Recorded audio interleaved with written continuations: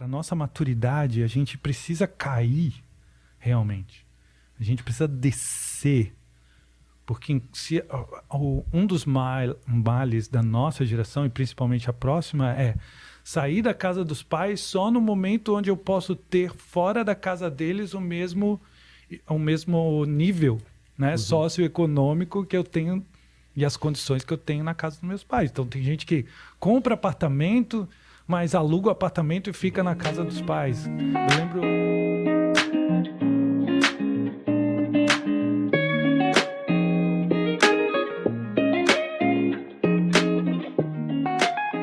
Sejam bem-vindos a mais um episódio do Tronocast Podcast. Hoje aqui comigo, André Marquardt, host Ricardo Barbi. Fala galera, tudo bem? Hoje aqui, mês de agosto, vamos falar sobre temas masculinos e esse mês, Dia dos Pais, que a gente celebra o Dia dos Pais, vamos falar sobre paternidade, né? Já começamos aí o episódio passado com o Drogo, muito forte essa história, se você não assistiu, assista. Maravilhoso o que Deus fez na vida do Drogo, uma história de perdão, uma história de um pai agressivo, alcoólatra, mas que houve aí uma restauração. Mas hoje o assunto é outro. O assunto hoje é psicologia, é da psique humana, o Deco. Uma referência, né? A gente está aqui com uma referência no aspecto masculino e a gente já vai começar com uma pergunta desse calibre. Paulo Pimon, muito bom receber você, amigo. Tá aqui com a gente, cara, muito legal receber você. E eu já quero te lançar uma pergunta antes de tu mesmo se apresentar. Cara, como estudar homens, velho? Porque até aproveitando o gancho, a gente olhou os números aqui dos nossos episódios, cara, 70% é mulher. Mesmo lá no YouTube. Mesmo no YouTube. Então eu te pergunto, por que essa decisão por estudar homens? Por que isso é importante? E como tem sido isso na tua jornada? Tá. Primeiro a gente precisa lembrar que, principalmente o Tronocast, que tem todo esse propósito de trazer o assunto da espiritualidade, da conexão com Deus, normalmente é um campo mais feminino, porque necessita desse olhar para dentro, dessa reflexão. Então é um movimento feminino, então naturalmente vai atrair mais as mulheres, né? Só que eu também, mesmo tendo um conteúdo muito mais voltado para os homens, sempre tem mais mulheres em busca de autoconhecimento e tal, porque é um movimento para dentro. O movimento para dentro é um movimento feminino que está disposto a refletir e a rever seus valores, os conceitos e tal. Normalmente é um movimento feminino. Não vamos confundir feminino com mulher, porque nem toda mulher tem um feminino bem desenvolvido também, né? Assim como nem todo homem tem um masculino bem desenvolvido. Então, para mim, tudo isso começou, cara, quando na verdade, eu me dei conta da minha dificuldade em amadurecer, né? E eu me dei conta, na verdade, de que eu tinha pouca força de ação. Eu comecei a me dar conta no meu processo de desenvolvimento como eu queria e precisava ser mais disciplinado, consistente, sabe? A firmeza de se manter, de ter opiniões ou de desejar algo e levar aquilo até o fim. Eu comecei a encontrar essa dificuldade em mim. Então, eu fui descobrindo que todas essas coisas que me faltavam eram características daquilo que nós, dentro da psicologia, ou da psicologia analítica de Jung também, traz como recursos do masculino. Por isso eu fui buscar, de alguma forma, eu fui atrás disso, né? No começo eu acho que foi mais um despertar espiritual, e depois isso começou a se tornar realmente uma transformação na minha vida. E aí depois disso eu fui em busca também de conhecimento dentro da psicologia, que é a área de onde eu venho. E depois, aí naturalmente fui passando isso para outros homens e fui construindo esse trabalho dessa forma. Ô Paulinho, conta um pouquinho dessa tua experiência de esse despertar espiritual que tu teve na Austrália. Acho que foi lá, né? Que tu teve tu foi morar. Conta um pouquinho da experiência aí, foi morar na Austrália e tal. Tá. E lá te deu aquela despertada envolvendo música e vida e tal. Cara, teve alguns Você já era estudante de psicologia lá? Quando foi pra lá? Eu tinha acabado de me formar. Ah, já estava se formado. Na verdade, essa foi uma etapa de grande crise na minha vida, né? Porque, inclusive, a minha mãe disse que aos 11 anos eu já falava que o que eu queria fazer da vida era ajudar outras pessoas. Aos 13 anos eu já falava em ser psicólogo. Desde que tivesse o surf junto aí, né? E aí foi natural, aos 17 anos eu entrei na faculdade de psicologia, mas eu vivi uma vida bastante protegida, né? Porque meus pais não eram ricos, mas eles eram de classe média. Meu pai professor de universidade, minha mãe servidora pública do TRT, e lá em casa a gente tinha... O valor máximo era o desempenho intelectual, né? Porque a gente foi criado nesse conceito, nessa ideia, ou nesse valor de que era o estudo que ia trazer para a gente uma boa vida, um desenvolvimento, né? Era o estudo. Então, só que eu sempre fui... Meia boca. Né? Eu sempre tirava o suficiente para passar de ano. Bom, mas o que aconteceu com essa... Hoje eu consigo ver que com essa ênfase no intelecto, eu não desenvolvi outras características, porque meus pais diziam, olha, o importante é você estudar, você não precisa trabalhar, nós cuidamos do seu sustento desde que você esteja na escola, desempenhando e tal. E aí eu não era muito intelectual, mas eu acredito, hoje olhando, eu acredito que aquilo também... fez com que eu me acomodasse muito. Né? Eu fazia aquilo que era suficiente, entrei com 17 anos na faculdade, saí logo da escola para a faculdade, fiz uma faculdade pública, eu morava no mesmo bairro da faculdade, né? Aqui na Trindade, na UFS, que eu estudei, então ia almoçar em casa, jantar em casa, era uma vida, entre aspas, muito fácil.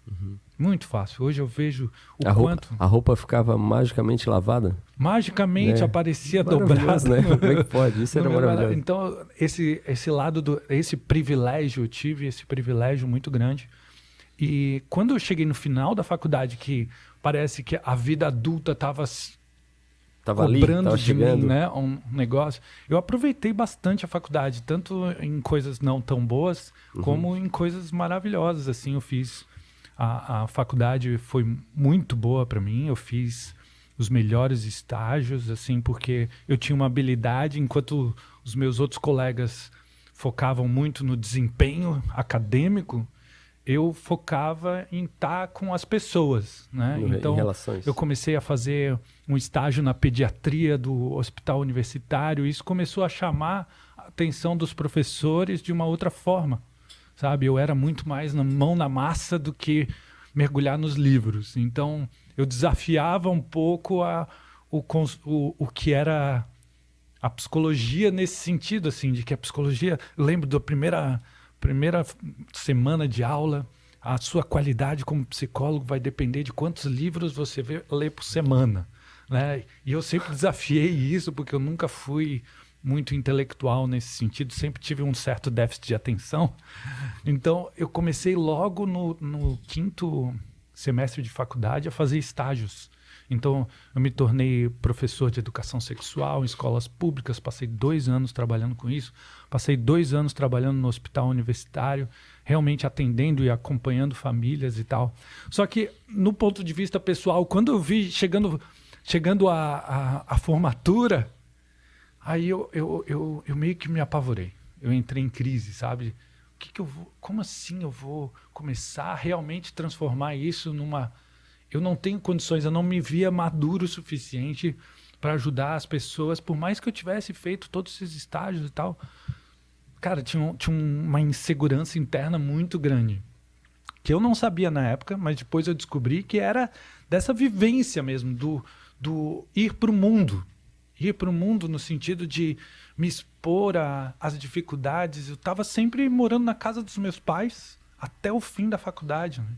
Aí, saindo da faculdade, eu entrei em crise, eu tocava em bandas à noite, eu estava pensando em fazer educação física, porque eu comecei a gostar de academia. Né? Cara, tu me lembrou agora uma muito boa. De nós de volta, Funkadelic Groove. De nós de volta, Funkadelic Groove. A banda que eu tive com o Pianges, né? É, muito boa a banda com o Pianges. Com o Marcos Pianges, que, que é um grande, né, um grande conhecedor do assunto paternidade, É né? maravilhoso, o livro dele é muito influencia milhares e milhares de pessoas. Mas aí eu fui para a Austrália, ali alguns meses depois de formado, eu estava muito perdido. E aí, cara, teve um professor, na verdade, um professor que ele veio dar alguns cursos aqui.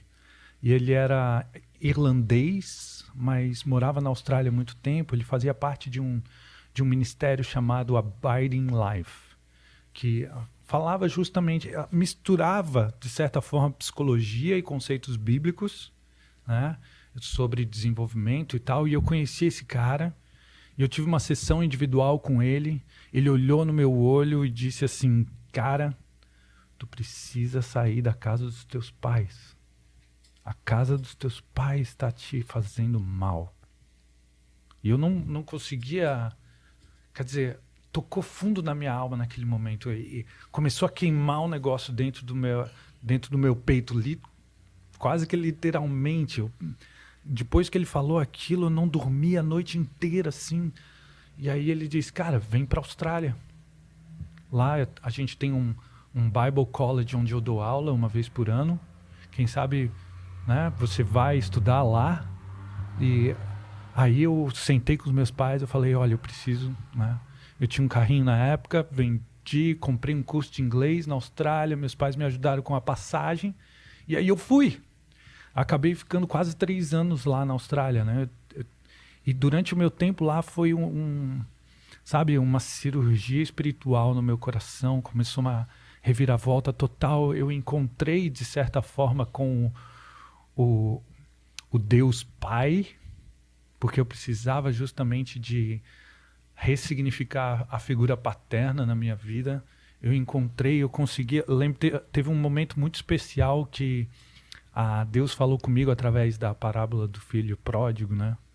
E foi um momento de cura muito forte na minha vida, porque Deus falou para mim: olha, esse pai da parábola não é o teu pai, Valdir. Esse pai da parábola aqui sou eu. Então foi como se Deus tivesse falado para mim: vai lá com teu pai, vai lá pro teu pai e pede perdão para ele, porque tu tens uma expectativa tão gigantesca do teu pai que ele não consegue cumprir, que isso está impedindo o meu relacionamento contigo aqui, né?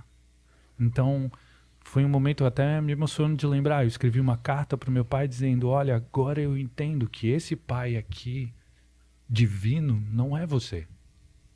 Você é esse pai que você fez isso, fez aquilo. E meu pai, eu sempre conto essa história, né? Porque meu pai, ele sofreu de depressão a vida toda. Então eu tinha meu pai por perto, fisicamente por perto.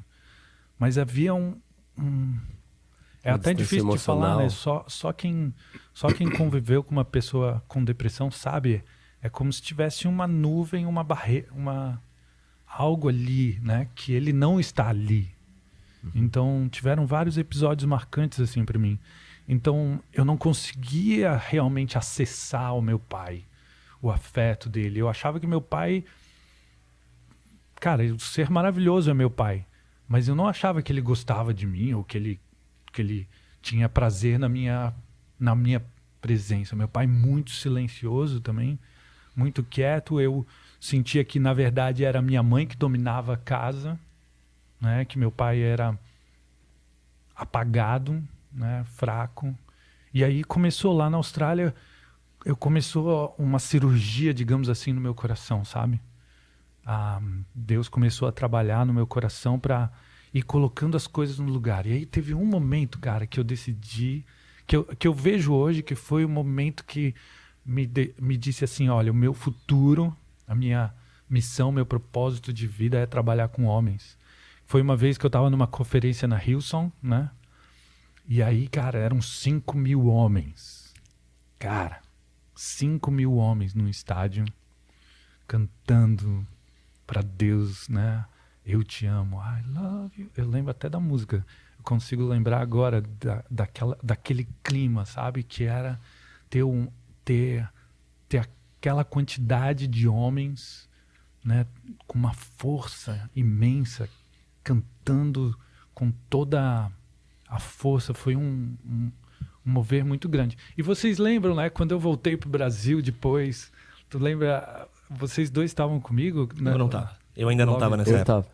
Mas a gente organizou um primeiro congresso de Sim. homens e tal. Sim, eu tinha tava... 100 e poucos homens ali. Tu trouxe Então- o gaúcho lá, ó. É. Como é que era o nome dele? Sim, e ele enfim. que aquele gaúcho, também não estou lembrando o nome dele, mas ele que pela primeira vez mencionou esse livro. Quer dizer, eu já tinha visto a menção desse livro, João de Ferro, no Coração Selvagem. O Coração Selvagem foi o primeiro livro de homens que caiu na minha mão ainda no tempo da Austrália. E quando eu estava lá passando por toda essa cirurgia, digamos assim, né, no meu coração, o Coração Selvagem, eu Coração peguei- Selvagem é John Eldridge, né? John Eldridge. Eldridge. É. A primeira vez que eu peguei aquele livro na mão, cara, eu li ele 8 vezes sem parar, assim, ó.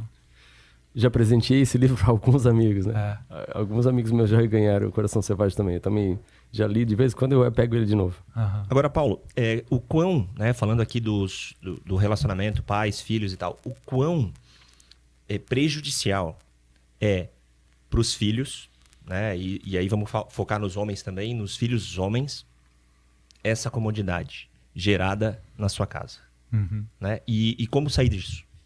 Tá. Que não é aquela coisa, né? A gente tem que ter bem claro de que não existe receita e cada filho é um tu sabe mais do que ninguém, né? Tendo 4, que cada um tem necessidades e uma coisa diferente, vai chegar na mesma idade totalmente diferente, mas uma das principais funções paternas, né? O Bert Hellinger resumiu em o papel do pai é mostrar o mundo para o filho. Então, se a mãe segura a criança trazendo para o peito, o pai pega a criança e mostra para o mundo, né? Rei Então, Leão, tipo Rei Leão. Por exemplo, levanta o Simba lá. exato. Então, esse que é o grande papel do pai, na verdade, né? É expor o filho às dificuldades para que ele possa construir resiliência. A resiliência é aquela força necessária para a gente cair e levantar de novo, né? Cair 7 vezes, levantar 8. Isso é a tal resiliência, é a capacidade que a gente tem de ser espremido e responder a isso de alguma forma de crescimento, né? Então, o pai, ele precisa, desde pequeno, ir expondo o filho a essas Essas dificuldades. Tanto que qual é a brincadeira que as crianças pequenas mais gostam de fazer com o pai? As crianças pequenas. A minha é jogar pra cima. Coisas assim. Lutinha na cama, jogar pra cima. Briga de travesseiro. Briga de travesseiro. Então, o que a criança está fazendo ali e o que o pai está fazendo com a criança? É justamente testar a força física. O quanto aguenta de porrada, né? A medir a força. Não, aqui é sujeira, né? Bater aqui, dar soco aqui. Aqui não pode, aqui não pode. Aqui não pode. A criança tá sempre, principalmente, testando a força física com o pai. E as meninas também, não só os meninos. Porque a força nesse sentido, a força física, ela não é só força física. Ao testar a força física com o pai, ao testar a força física com o pai, ela desenvolve também uma força psíquica, que é da resiliência.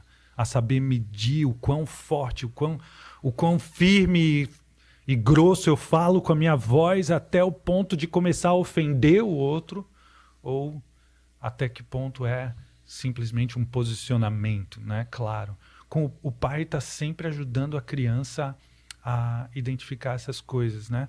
Tanto que normalmente a criança mais rebelde, né? A criança que desafia e que cruza os limites. Inclusive, a gente pode ver isso na nossa sociedade quando a gente olha para a quantidade quando a gente olha para o sistema penitenciário, né?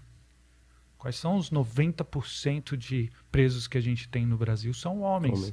A gente vai investigar qual é o contexto familiar que eles vêm. É um contexto familiar onde eles foram criados apenas pela mãe.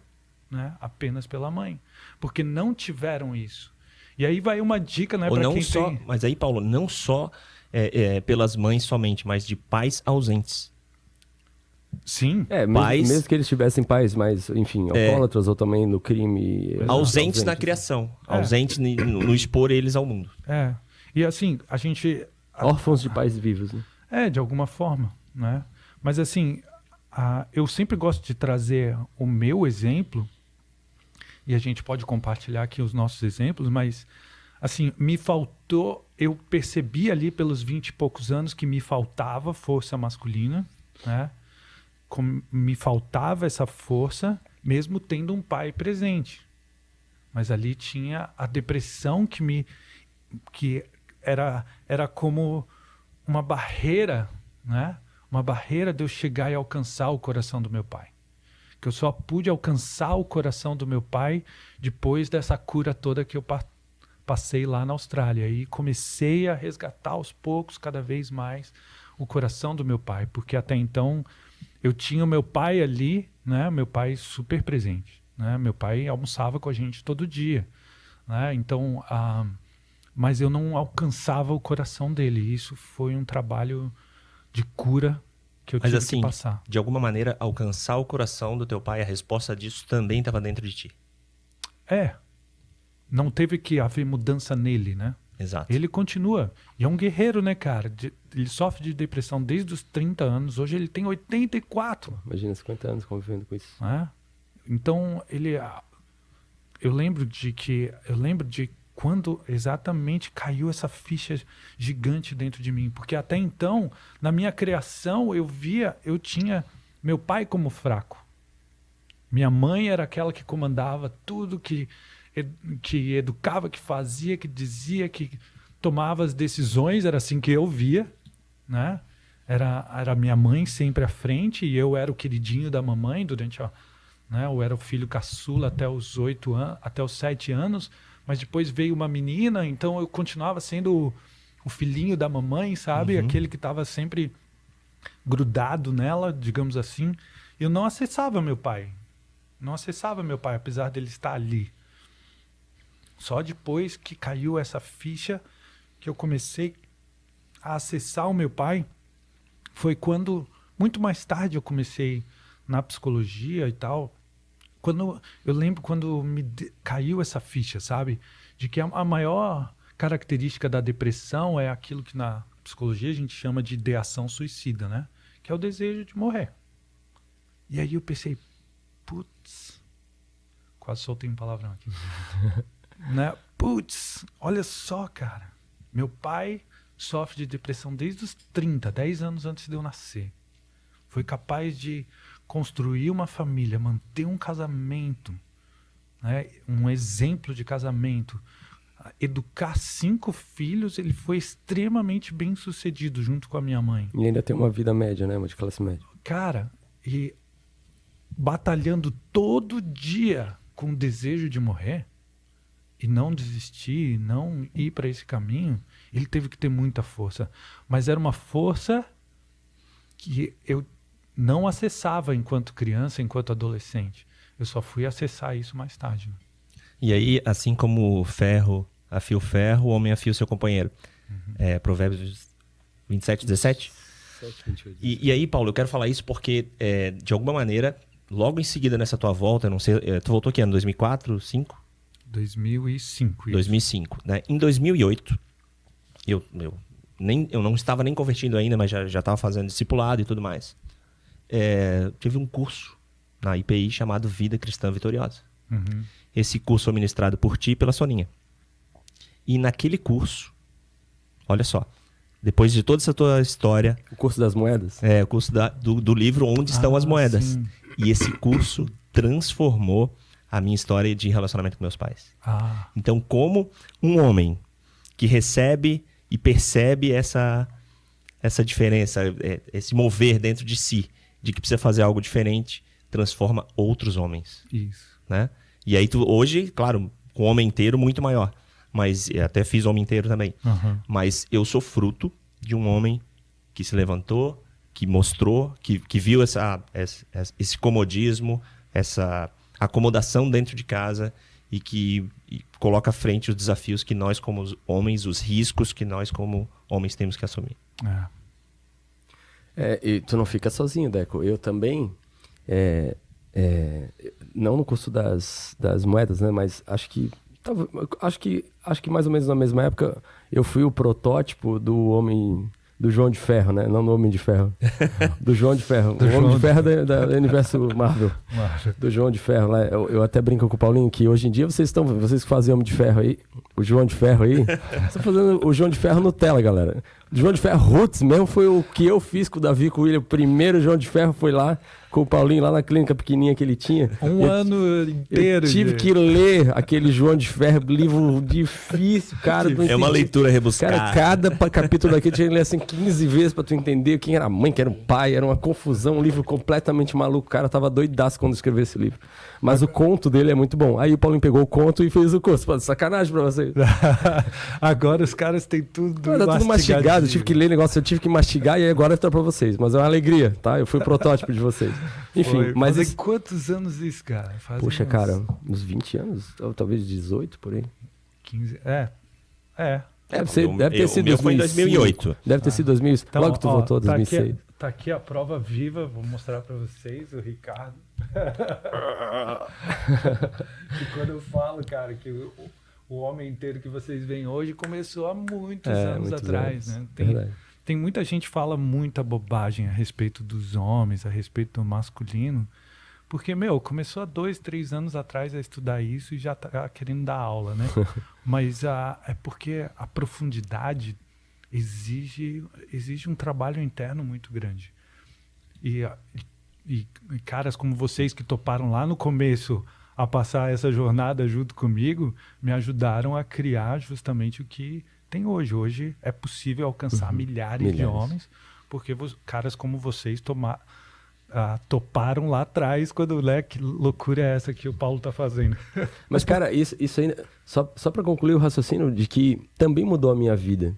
Não só isso, mas o processo de me entender como homem e entender a força que meu pai tinha, porque eu tenho um bom relacionamento com meu pai. Ele é uma figura masculina presente e o meu pai é o meu herói.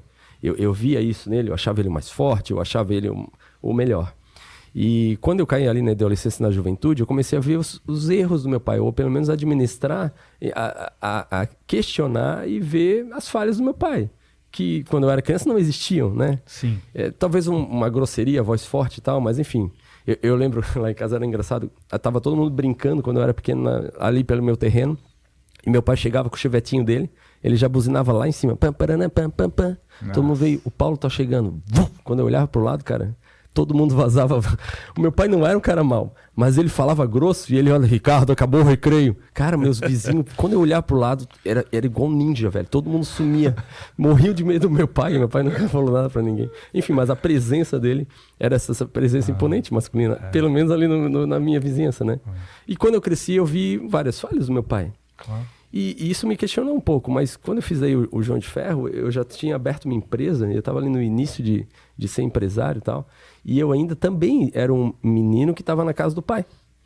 Mesmo assim, muito parecido com o Paulinho, com suas divergências, né? Mas eu também me via assim, o filho do pai, sabe? Eu tinha um porto seguro, então eu podia arriscar e tal, mas eu não me dava inteiro para aquilo ali. Eu não me via como homem, eu me via como filho do pai e da mãe. A minha segurança estava ali na casa dele, qualquer coisa eu voltava para ali. Isso. E, cara, aí eu decidi, eu falei, não, vou para frente. Vou casar, vou fazer minha empresa, e eu que vou tocar aqui, se eu tiver que ganhar pouco eu vou, mas é do meu dinheiro. Ninguém vai, eu vou me sustentar. E ali foi uma trajetória, né? Para chegar onde a gente chegou, né? Para mim foi muito difícil. Para fazer isso que tu fez, morando em Florianópolis, eu tive que mudar para o outro lado do mundo, entendeu? Para realmente não... Cortar o umbilical? Cortar de uma forma de tão forte que era esse conforto que eu tinha. Né? Eu lembro eu conto esse episódio lá no meu curso, inclusive, vocês devem ter ouvido já, né? Mas de eu trabalhando num restaurante lá na Austrália, e aí carregando lixo para cá e ajudando a lavar a louça e a trocar o óleo da fritadeira e tudo aquilo, né? E aí eu, um dia que tava o restaurante, era um restaurante de frutos do mar e tal, tava muito cheio, tinha evento lá em cima acontecendo, tinha os quartos, tinha um restaurante, era um restaurante de um hotel.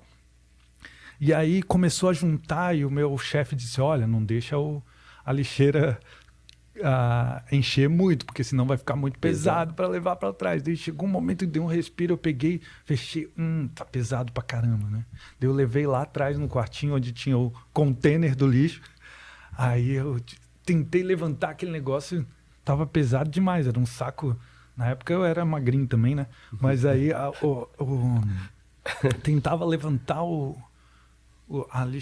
saco de lixo, não conseguia para colocar em cima. Daí eu tive a brilhante ideia de balançar assim, ó. Meu Deus, abriu tudo, senhor. Tô imaginando a cena aqui. A cabeça de peixe tudo, mano. Foi isso? Foi, cara. Abriu tudo assim, eu no meio daquele quarto, assim, com aquele container e era frutos do mar e lixo, aquele fedentila total. Eu no meio daquele lixo, eu pensei na minha mãe, né, cara? Se a minha mãe me visse aqui... Eu já era psicólogo formado, cara. E daí eu tava naquele lugar, né? Foi um dos pontos baixos, assim. Baixos, entre aspas, mas baixos, assim, de como é importante nós homens passar para nossa maturidade. A gente precisa cair, realmente. A gente precisa descer.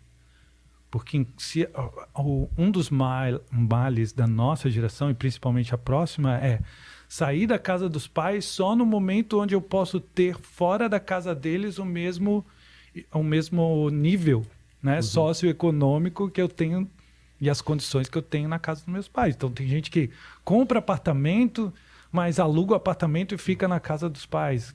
Eu lembro de quando eu estava estudando... depois, mais tarde, fui fazer especialização em terapia familiar e eu encontrei um autor que dizia uma frase muito marcante, que ele dizia assim, que era a porta da casa dos pais é a entrada para a vida adulta, né? Uhum. Então, você precisa sair pela porta enquanto você está lá, não tem jeito. Só que é preciso cair, sabe? Para depois tu ter aquele senso de que você está construindo realmente algo. Então, essa disposição em viver... Quando eu morei na Austrália, eu compartilhava dormitório com 7 caras, com 10 caras, depois com 1 cara, depois até... Sabe? Esse lugar de começar lá de baixo, que é extremamente importante. E tem muitos homens que não passam por esse processo com 20 e poucos anos, e aí tem grandes quedas lá pelos 30 e poucos, 40 anos. Eles têm uma grande queda, né? Ou porque a mulher deixou ele, ou perdeu o emprego, ou seja lá o que for, passa por um processo de falência e tem muita dificuldade de levantar de novo. Uhum. Porque ele não passou por esse processo de amadurecimento lá atrás. E quando a gente olha para a história do ser humano, qual era esse grande processo de amadurecimento? Era garantido pelos rituais de iniciação, né? Os rituais de iniciação marcavam claramente a passagem do menino para o homem. E isso é um conhecimento básico de psicologia milenar, arquetípica, de que uma mulher pode transformar um embrião no menino, mas só um homem pode transformar um menino em um homem. Esse é o conceito básico que durante milhares e milhares e milhares de anos... A gente vê isso na vida de Jesus, cara. Uhum. Deus falou para ele, né? Ontem eu teve isso com a minha filha. Não teve? Este é meu filho amado que me dá muita alegria. Ele teve que passar a afirmação do pai, desceu a mãozinha ali, através de uma pomba, dizer, eu te confirmo. Aí Jesus foi pro deserto e aguentar a tentação do diabo depois de 40 dias com fome. Então, se até Jesus passou pelo ritual, pela afirmação, né? Pelo ritual de iniciação dele, que passava pela afirmação do Pai, né? E para nós, seres humanos, né? É a afirmação de que do Pai, sim, mas também de uma comunidade de homens mais velhos e adultos que reconhecem, te olham no olho e dizem: agora você faz parte da nossa comunidade. Até então você fazia parte da comunidade de crianças, você estava mais conectado com o feminino materno. Agora você faz parte do mundo dos homens. E isso se perdeu, cara, totalmente na nossa cultura. Parece que essa ideia é uma ideia que associam a um patriarcado opressor e machista, de que o homem precisa de outros homens para se afirmar como homem, para encontrar a sua identidade.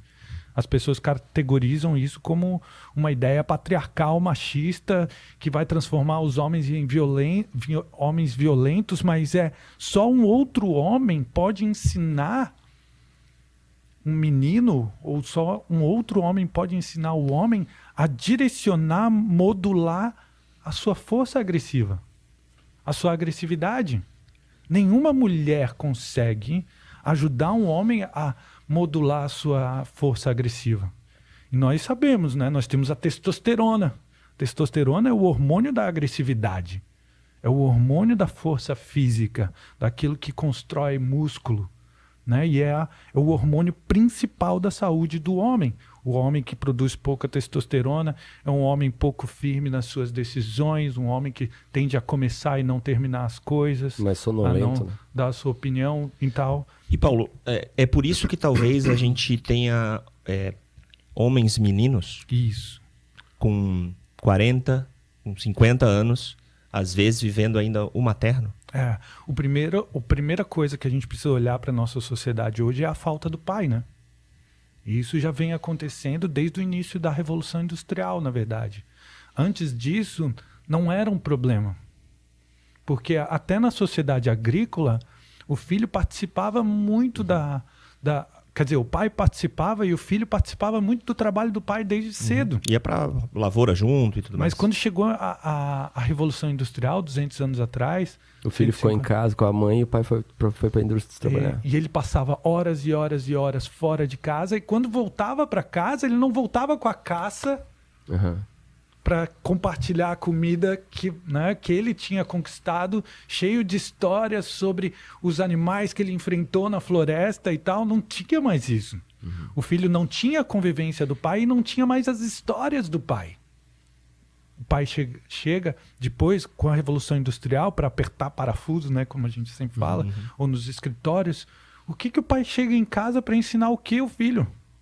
Não tem nada para ensinar. Ele chega irritado, cansado, como a maioria dos homens até hoje falam, né? Eu quero chegar em casa, a minha casa tem que ser meu porto seguro.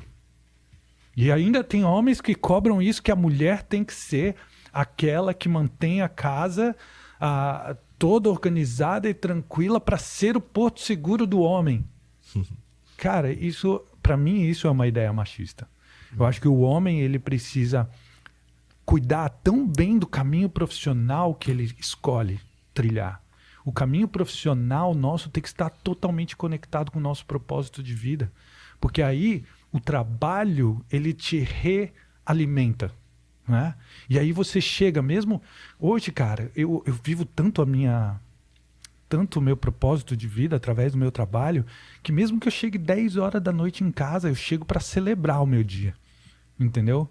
Cara, que animal que foi o meu dia e tal. Quando o homem precisa compreender que mesmo com todas as transformações e a Revolução Industrial que levou a gente para a fábrica, para os escritórios, ele ainda tem um papel gigantesco na sua família. Quando ele chega em casa, não é para chegar em casa para encontrar paz e tranquilidade. É pro trabalho dele de pai, entendeu? Tem o trabalho ali, é o terceiro turno dele, o segundo turno, seja lá o que for. Mas ali a família precisa dele. E o grande mal que eu acho que a sociedade, principalmente industrializada, fez, foi dizer que o papel do homem é ser provedor. E tem gente que continua pregando isso até hoje. O papel do homem é ser provedor. E o papel do homem não é ser provedor. Ele vai prover? Vai prover. Mas o papel do homem na família é dar justamente esse movimento para os filhos de ir ao mundo, enfrentar o mundo, as dificuldades, ensinar resiliência, regular uma formação, né? e moldar a sua agressividade, direcionar o filho para o mundo, expor ele aos riscos. E para isso, os filhos e a família precisam de um homem que chega em casa energizado e não acabado. A maior parte das vezes, os homens chegam em casa depois do trabalho acabados, igual um zumbi, sem energia para nada. Vai pro quarto, vai pro seu momento e não tem contato, relacionamento com a família e tudo mais. Então, o primeiro, eu estava nisso porque a gente estava falando sobre os rituais de iniciação, mas hoje com a perda dos rituais de iniciação, mais importante ainda é a gente trabalhar a questão da paternidade. Porque antes a gente vivia um conceito mais comunitário. Né? Outros homens também te iniciavam. Hoje em dia, ou é o teu pai ou teu... só abrindo parênteses, né? Talvez essa figura paterna de uma pessoa que não tem um pai pode ser outro homem. Pode. Avô, um tio. Pode. Sei lá, alguém que esteja perto, né? Talvez até um irmão mais velho na falta de um pai. E aí nós homens aqui, né, que temos esse conhecimento, nos traz uma responsabilidade muito grande também em relação a esses meninos que a gente vê ao nosso redor, na nossa comunidade, longe, né? que não tem esse acesso ao pai, ou de que o pai, por alguma razão, seja por uma depressão, seja por alcoolismo, seja por qualquer outra razão, ele não pode estar presente na vida do filho, e nós sermos esse, não para substituir o pai, mas sermos esse apoio aos pais que não estão totalmente presentes. E o nosso trabalho entre homens de questionar nosso caminho profissional, nosso propósito de vida, como que é. E, cara, não estou falando em abandonar, mas é tirar a ênfase dessa coisa de ser provedor, entendeu? Nós vamos ser provedores, nós podemos ganhar muito dinheiro, principalmente se a gente tiver a nossa carreira profissional totalmente conectada ao nosso propósito de vida, porque a gente vai promover riqueza na vida das outras pessoas, e quando a gente promove transformação e mudança, isso movimenta tudo, inclusive dinheiro. Mas a ênfase não pode estar no aspecto provedor. A ênfase tem que estar. O pai é responsável por mostrar o mundo aos filhos. O pai é responsável por ajudar os filhos a regular e a moldar sua agressividade. A agressividade que eu considero ser a principal característica do homem, né? É a agressividade que nos leva para a ação. É a agressividade que nos leva à coragem de enfrentar, né? Na época que a gente vivia lutando pela nossa sobrevivência, era a coragem, a ação, a agressividade que fazia com que a gente enfrentasse animais selvagens para defender a nossa família, né?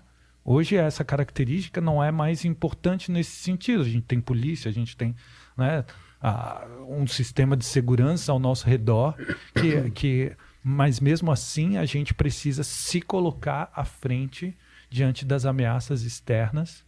E a nossa família precisa saber que pode contar com isso, com a coragem de um pai que se expõe, que se coloca à frente diante das ameaças externas, à família, e que, nesse sentido, protetor, né? Muito mais importante do que ser provedor. A provisão tu pode dividir tranquilamente com a mulher, ou a mulher até pode ser a provedora do lar. Se o cara age dessa forma, se o cara tem esse espírito, essa força, esse posicionamento masculino de liderança, de decisão, de firmeza, de educar, de dar limites para os filhos, de expô-los aos perigos, aos riscos do mundo e a incentivar os filhos a se machucar, a cair, a levantar, entendeu? Se o homem tem essa força, independe se ele é o provedor, cara, financeiro da casa. Aí as mulheres que se desenvolvem não passam a ser uma afronta aos homens, porque ele está bem com o masculino dele desenvolvido. Exato. Não há problema nenhum ela estar desenvolvendo dela. Está provendo e está fazendo as coisas. Exato. Porque eu venho de uma casa um pouco tradicional nesse aspecto, né? Porque a minha mãe foi aquela que tinha um emprego com salário maior, né? Os dois trabalhavam fora, né? Os dois tinham a sua profissão, mas a minha mãe sempre... A gente sempre soube que a minha mãe era que tinha o salário maior, ela tinha um cargo de confiança no TRT e tal. Meu pai era professor universitário.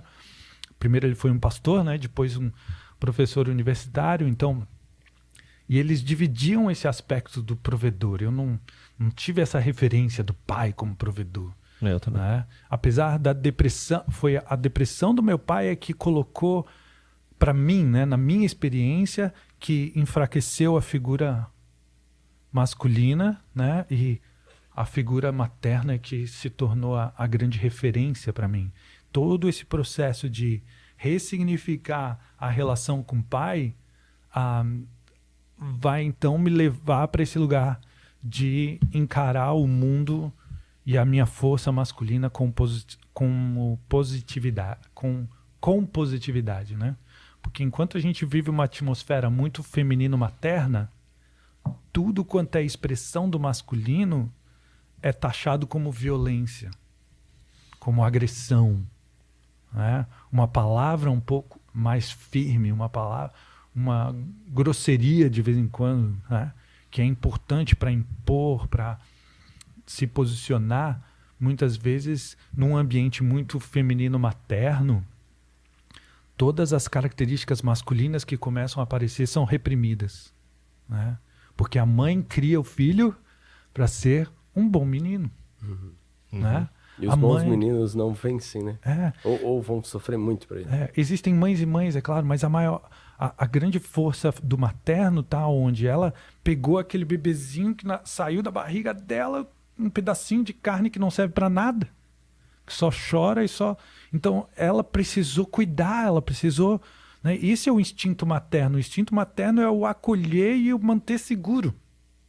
Então, é bom que a mãe seja assim, desde que tenha uma figura masculina paterna ali do lado para arrancar o menino daquela atmosfera. Porque enquanto ele está naquela atmosfera, ele cresce, pode ser que seja entre aspas, né, um homem de 30, 40 anos, mas ele está sempre reclamando de tudo, sempre terceirizando a responsabilidade, porque ele ainda espera um salvador, ele ainda espera uma mãe que venha atender às suas necessidades. Enquanto que a grande característica da maturidade é eu identifico as minhas necessidades e eu vou atrás de supri-las. Paulinho, a gente está falando bastante do menino virando homem, né? Mas e a menina? Qual a importância do pai para a menina e em quais fases ele é mais relevante? Tá, importante isso, né? Tu que é... Vocês dois, né? Sou pai de meninas. Você também, né, Paulo? Eu também sou, é verdade. Só para te lembrar, gente, Paulinho, casado com a Nicole, pai do Theo e da Nina, ok? Então ele também é. Sou casado há 18 anos, né, cara? 18 anos. Poxa, isso tudo. Faz tempo, hein? Já passamos por grandes crises, mas estamos aí, estamos juntos. Então, a principal fase que a criança precisa da mãe é até os 6, 7 anos. Precisa de uma presença intensa da mãe, tá? E de independente uma figura... do sexo, masculino ou feminino. Sim, independente.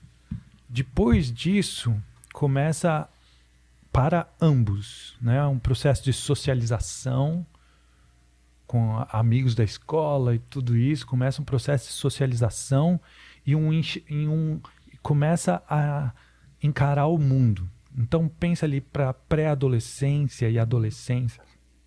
É um período que tanto o menino como a menina precisam do pai. Precisam do pai. Porque é um encarar cada vez maior do mundo. Ainda no contexto da família, né? Porque tu pensa, tradicionalmente, não na nossa cultura hoje, mas aos 18 anos é hora de ir embora, né? É hora de encarar o mundo. Mas até os 16, 18 anos, a grande influência ainda é o núcleo familiar. Então, pensa que na menina, desde a pré-adolescência até o início da juventude, digamos assim, é o período que ela também precisa mais de pai. Depois, o que acontece? Dos 16 aos 18 começa um processo realmente dela, por exemplo, encarar relacionamentos amorosos e tudo isso, e começar a realmente se enxergar como mulher. Então a menina precisa da mãe para se enxergar como mulher, porque essa é a identidade dela, né? A identidade dela está no feminino, está no ser mulher, enquanto a identidade do homem está no masculino, no ser homem, se identificar como homem. Então, essa fase da pré-adolescência até o início ali, 16, 18 anos, né, que ela está passando por essa transformação, ela precisa do pai. E é muito interessante. Posso tocar num tema delicado para muitos homens? E muitos homens não se dão conta disso, tá? Mas você já viu como entre amigos e tal, muitas vezes até a gente fala sobre o momento que a menina tem a primeira menstruação, que ela começa a ganhar um corpo de mulher e tal, e como isso é complicado para o pai, né?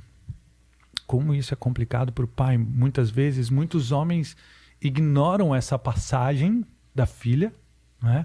Eu acho muito interessante o ritual que teve na casa da minha mulher, né? Quando a Nicole teve a primeira menstruação, o pai dela levou um buquê de rosas para ela.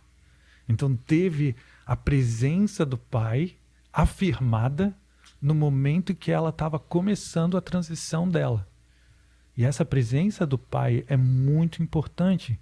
E vocês já notaram que muitas famílias, muitos divórcios acontecem justamente na hora que a menina chega nesse momento? O número de divórcios é muito grande, porque muitos pais não suportam esse momento e vão embora no momento que a filha começa a criar um corpo de mulher. Porque eles têm medo de desejar a filha sexualmente. Existe um medo muito grande interno. E tem homens que não suportam, tem uma repressão sexual muito grande, não sabe lidar com os sentimentos, e muitas vezes aí vêm as crises do casamento e ele vai embora justamente no momento que a filha mais precisava dele, né? Da afirmação dele como um homem que a ama, mas não a deseja. Sabe? Para que ela possa depois, mais tarde, e aqui está outro grande engano que a nossa cultura faz, né? Muitos pais se colocam como a referência de homem para a filha. Mas ele tem que se manter no lugar de pai. O pai não vai ser o marido dela. O pai não vai ser o marido dela.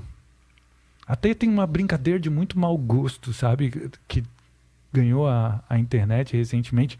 Um pai fazendo a filha assinar que não vai ter namorado até 2050, quando ela tem 5, 6 anos. Tem uma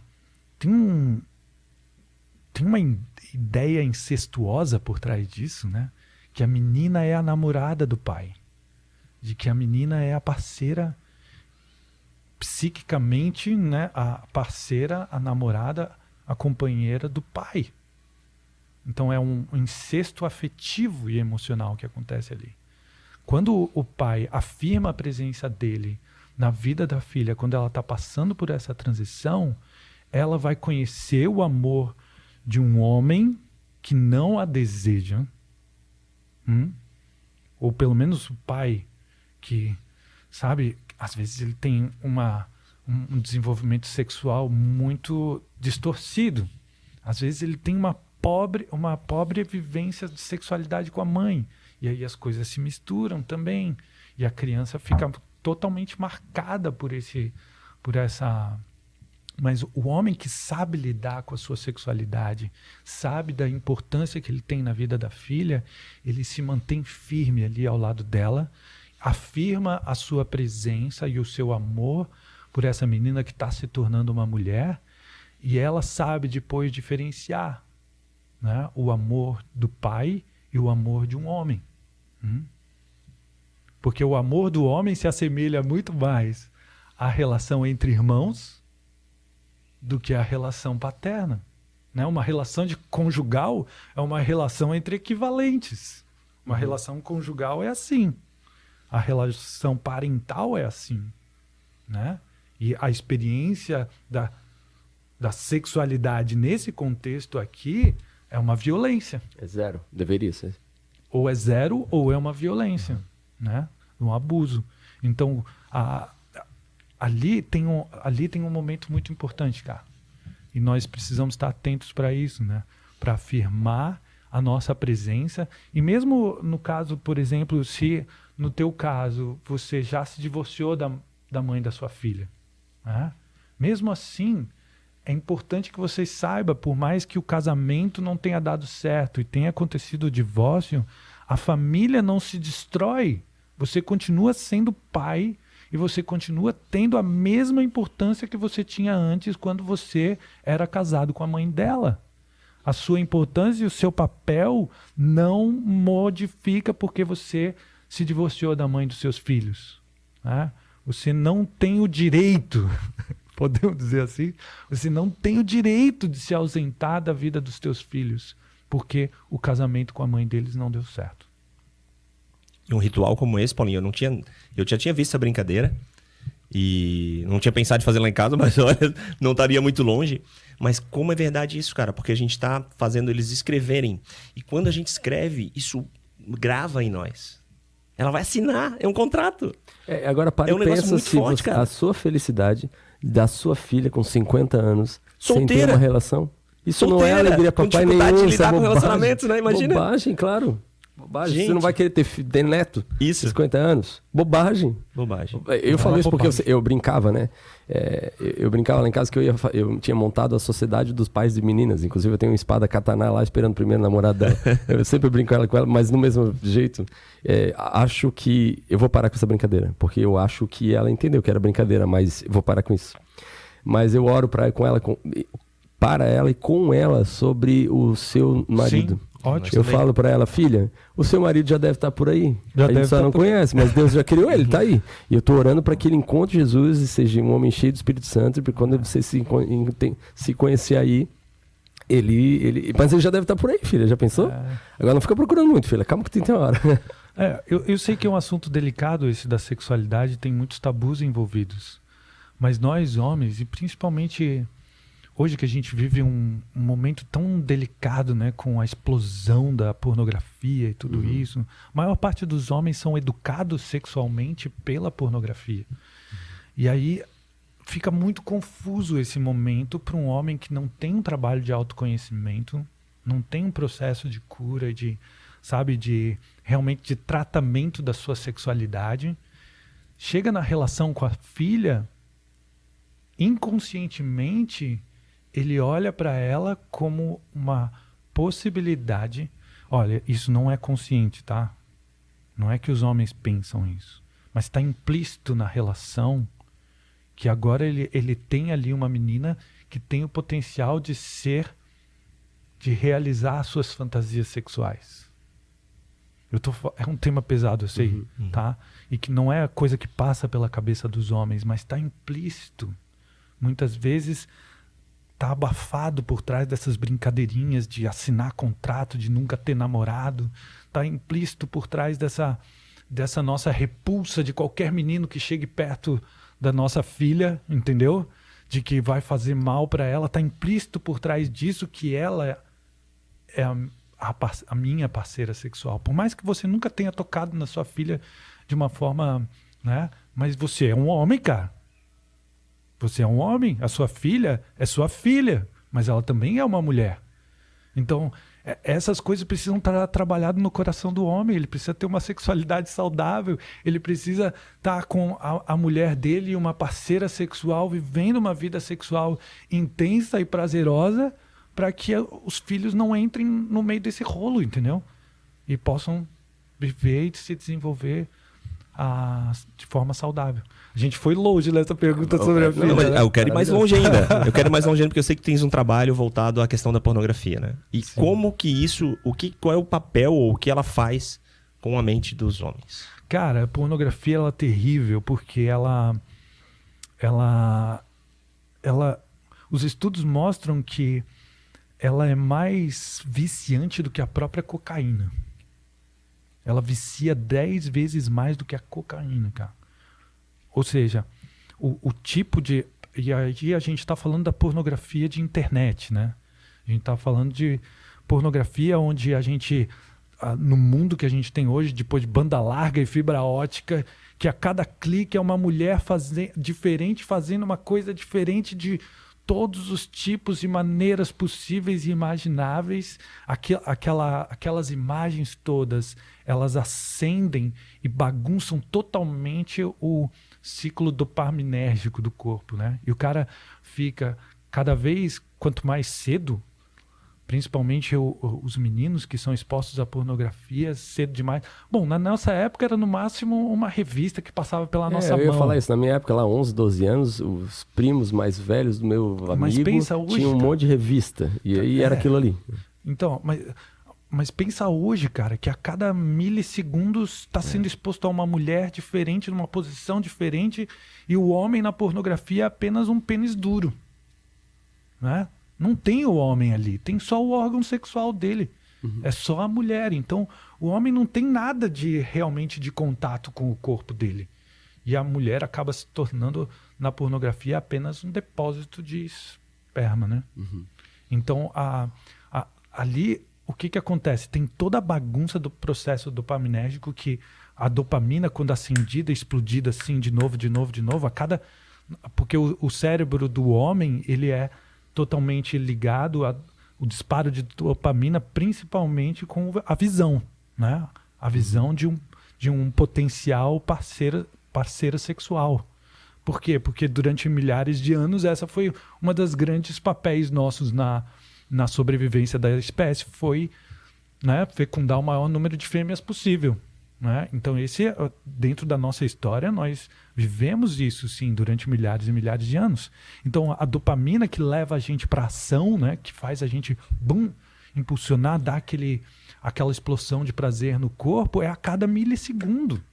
É como se você tivesse cheirando cocaína, bum, bum, bum, bum, bum, bum, bum, bum, bum, bum. E às vezes o menino com 12, 14 anos, ele acaba a principal psicológico, afeta o psicológico do menino, ele querer cada vez mais a gratificação sexual instantânea. E isso não só na sexualidade, como em todas as áreas da vida, né? Em todas as áreas da vida, ele acaba bagunçando o seu sistema dopaminérgico. Tanto que no processo de cura, né, digamos assim, do vício, ele precisa passar por um jejum de dopamina, né, que ele precisa voltar o organismo dele a viver uma vida, né, porque aquilo que se oferece na fantasia da pornografia de internet é um negócio tão fantasioso e tão intenso que a vida normal não dá conta de trazer essa intensidade. Não tem graça.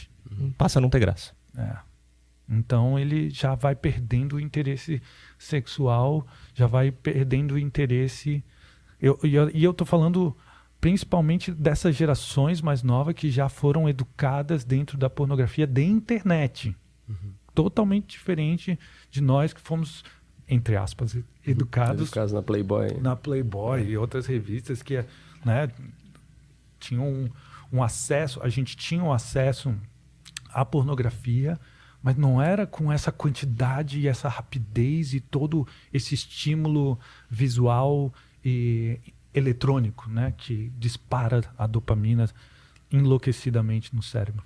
E onde que é a diferença, Paulo, da questão de ter um desejo, do homem ter o desejo, ou da testosterona que existe no corpo dele de ter o desejo por uma mulher, e da pornografia? Porque não ter acesso à pornografia significa matar um desejo sexual que nós temos que ter? Então, cara, a sexualidade, Freud descobriu que a sexualidade, ele fala como a pulsão de vida. A sexualidade não é só aquilo que nos leva para o erotismo e para um encontro sexual, para o coito, digamos assim. A sexualidade é aquilo que nos move na direção da vida. Por exemplo, pegaram alguns experimentos, né? Vocês já perceberam que eles perceberam que eles só conseguem viciar um ratinho em cocaína, por exemplo, um ratinho que mora em laboratório. Um ratinho que ele tem um contexto de uma natureza, tu coloca a cocaína para ele ali. Ele não tá nem aí. Ele não está nem aí. Ou seja, eu tô usando essa analogia para falar que a sexualidade é uma força que nos leva para a vida. E ela precisa ser distribuída, digamos assim.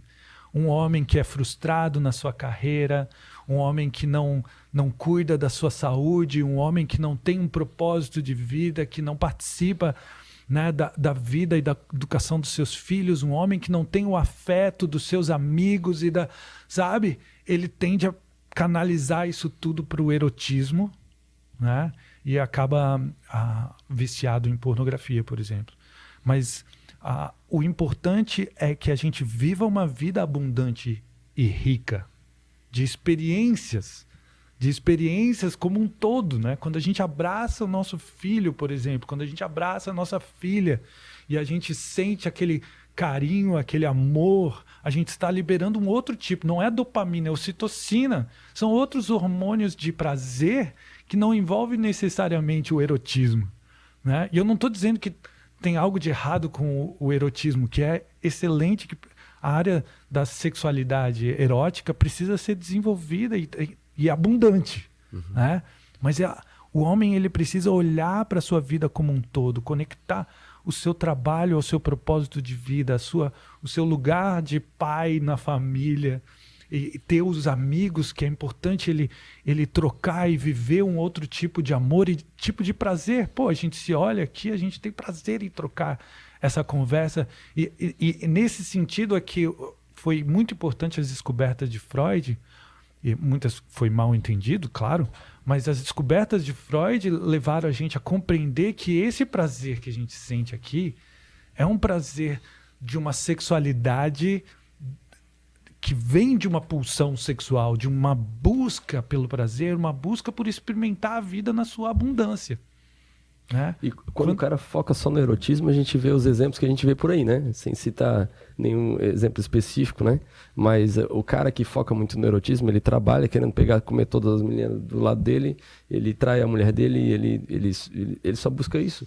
Ele vai pra festa, ele vai viajar a trabalho e vai pra uma boate, e a vida do cara é completamente desregrada, porque ele tem esse lado mal resolvido, erótico, em casa, com ele mesmo. E se ele não buscar o prazer sexual, a vida dele não é vida, né? O cara não tem outra vida. E essa sexualidade precisa ser bem desenvolvida e precisa ser desenvolvida no contexto real, concreto, com uma mulher, né? Enquanto ele fica realizando as fantasias dele na internet com a pornografia, ele fica num lugar fantasioso. Ele sai do real e do concreto, então ele vai perdendo a força masculina dele de ir para a ação. Ele fica na fantasia. A fantasia, nesse sentido, é um espaço feminino. A ação do concreto do real é o espaço masculino. Então ele vai perdendo a masculinidade dele quanto mais ele consome pornografia nesse sentido. Porque ele perde de experimentar e desenvolver o real, o concreto de uma relação carnal, né? Carnal no bom sentido da coisa. E eu até digo muitas vezes para os homens, né? Por exemplo, para ser um bom pai, você precisa, em primeiro lugar, amar a mãe dos seus filhos. Não importa o que aconteceu, não importa nem se vocês já se divorciaram ou não. Se você não ama a mãe dos seus filhos, e amar talvez em um outro nível, agora que vocês são separados, por exemplo, né? Mas esse amor à mãe deles determina porque o filho ele não ouve só as nossas palavras, não olha só o nosso exemplo, mas o filho, cara, ele tem uma capacidade de enxergar o nosso coração. Se ele não encontra no coração do pai um amor e um respeito pela mãe dele, o que acontece? Ele se sente ofendido pelo pai, porque ele é metade mãe e metade pai. Então, se eu não respeito a minha mulher, meu filho não vai se sentir respeitado por mim, né? Então, poderoso isso, hein? Em primeiro lugar vem a mãe das crianças e depois vem os filhos. E tem muita gente que diz, né? Meu filho é a minha vida. Eu amo minha filha mais que tudo. Como? Então a filha está num lugar de um incesto. Sim, a filha está no lugar da esposa. Sabe? Isso quantos tempos temos aí? Implícito. Ok. 2 horas já. Você tá muito bom papo, eu até esqueci do horário. Vamos mais E a uma hora e gente tem, meia. a gente tem vários assuntos aqui falados que dariam tranquilamente um episódio, 2, 3 aí, né? Eu volto. Não, com certeza. Já tá convidado. Maravilhoso. Tá. Isso, vai ser. O pessoal tá perguntando aqui, vai sair no YouTube do TronoCast. Depois Isso, eu em compartilho. setembro, tá? Setembro? Setembro não, Já esse estamos em mês. setembro, né? Não, porque eu tô estamos em divulgando. Agosto, tá de sacanagem. Não, vai ser em agosto, vai ser... Estamos nesse domingo ou no próximo, né? Nesses dias aí. Então tá. Certo? Se não for nesse domingo, é o próximo. Tá bom. Bota a câmera em mim aqui, Isa, pra gente encerrar. Paulo, quero agradecer, né? É uma honra pra nós aqui ter tanto ensinamento, né? E agradecer não só por tu ter vindo aqui, mas especialmente pela dedicação, né? Dessa, digamos, numa segunda fase da tua vida, onde tu escolheu caminhar com homens, né? O quão isso é importante.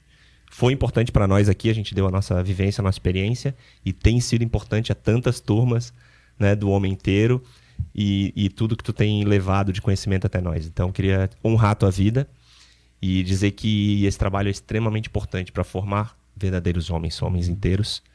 E é um trabalho que não termina nem em nós, né? A gente continua estudando, a gente continua buscando e descobrindo até numa situação dessa de um contrato com a filha o quão importante, né? A gente tá atento. A gente não fazer. A gente não fazer, tá atento a tudo aquilo que a sociedade, ou uma simples coisa que parece brincadeira, mas reflete no nosso interior e no interior dos nossos filhos, né?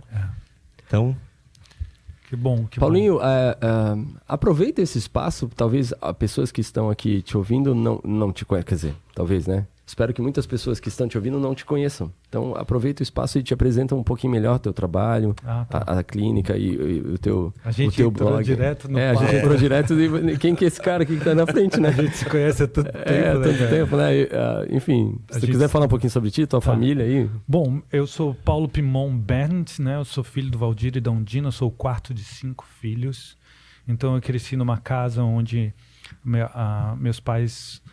sempre fizeram questão que a gente estudasse. Eu, aos 17 anos, entrei na faculdade de psicologia. Fiz psicologia na Universidade Federal de Santa Catarina. Passei por vários processos de transformação e cura na minha vida ali, principalmente, como eu falei, em relação ao meu pai, que foi extremamente importante para direcionar, para onde eu direcionei a minha carreira como psicólogo no início. Depois eu tive um encontro com as constelações familiares, que muitas pessoas... não compreende, mas a constelação familiar não é um campo da psicologia, mas da filosofia prática, é um método fenomenológico. Isso é uma questão técnica. Mas hoje eu venho trabalhando com as constelações familiares. Eu encontrei nas constelações familiares, de tudo que eu estudei dentro da psicologia, nada tinha um paralelo tão grande com os conceitos bíblicos que eu aprendi, nos quais eu fui formado, né? Eu fui formado com base no conhecimento bíblico, né? De como essa é a minha base de formação de valores e de tudo, né? Então, quando eu encontrei com as constelações familiares, eu encontrei com algo que para mim fazia todo sentido, né? É por isso que eu continuo até hoje trabalhando com as constelações familiares, porque faz sentido para mim, para minha vida, para o meu trabalho, e também faz sentido espiritualmente, né?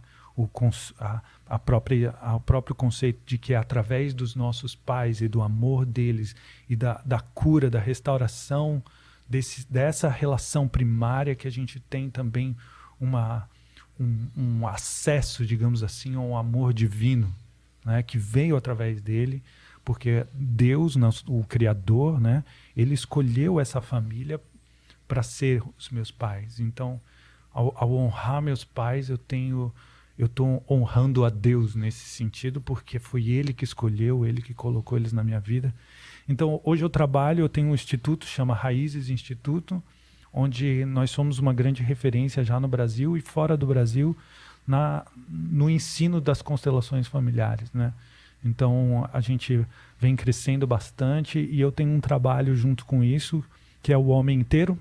O Homem Inteiro é fruto disso tudo que a gente conversou aqui, é o fruto da minha caminhada e meu processo de transformação para me encontrar minha identidade como homem, e depois tudo que eu venho coletando com as pessoas que eu estou trabalhando, Hoje o homem inteiro também alcança o mundo inteiro.